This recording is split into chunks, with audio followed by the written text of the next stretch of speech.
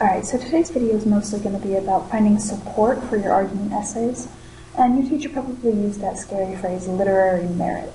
Well, anything you're going to find on this site is going to be literary merit. This is the Snyder High School Destiny site, which I'm sure you're familiar with by now. If you're not, it's just the Fort Wayne Community Schools website. You're going to want to go to the queue right here on the homepage for Destiny Quest. Click on Snyder and it'll bring you to this page. Now the link we're going to want today is the EBSCO point of view. It's right here. So click on that and it'll take you to this page. It's the Point of View Reference Center. And one of the cool things about this site is it'll tell you the big controversies that are in the news lately. So you can click on any of these and get an overview of it. There's several pages worth of those, which can be really fascinating if you're working on a contemporary piece. But if you just want to, you can scroll down and you can browse by category. So let's say you're interested in family issues. You can click More, and it'll pull up the entire list. Let's say you want to do foster system. You can click on this and it'll take you to the overview.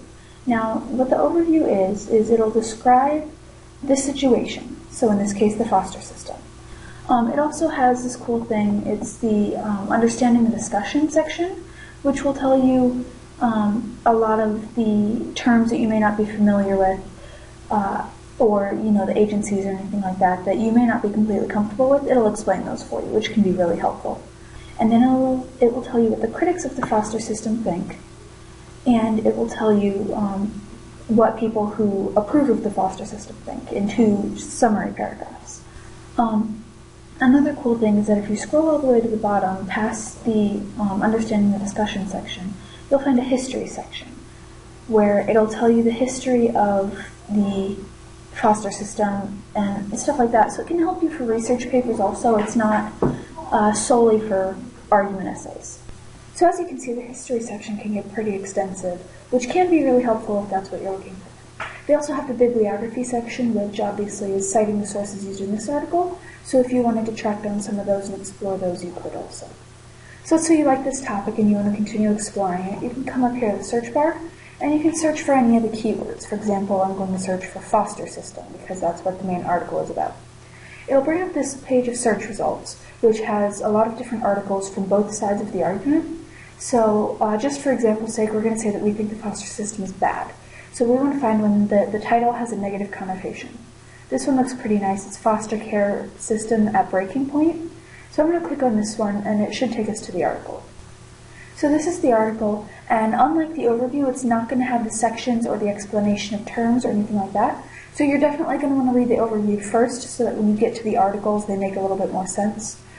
This one will have a lot of good information on the negative side of the foster system argument though, so it can be really helpful. So let's say you like this article. I'm going to show you how you can get back to it at a later time. Scroll up to the top, and over here on the right hand side, you'll see the list that says Tools. You want to click Add to Folder. So move up to the top and click on Folder up here in the blue bar across the top, and it'll bring you to this page. This is your folder, and it'll tell you all of the articles that you've put in there. We've only put 1 article in there so far, so it's the only one that shows up. But if you click on it, it will bring you back to the article. So that's really helpful because you can add as many articles as you want. Also in Tools, you can print, email it to yourself, or this cool thing, you can leave a note. At that point, you just want to click New Note, and then you can type anything you want. So I'm just going to type whatever.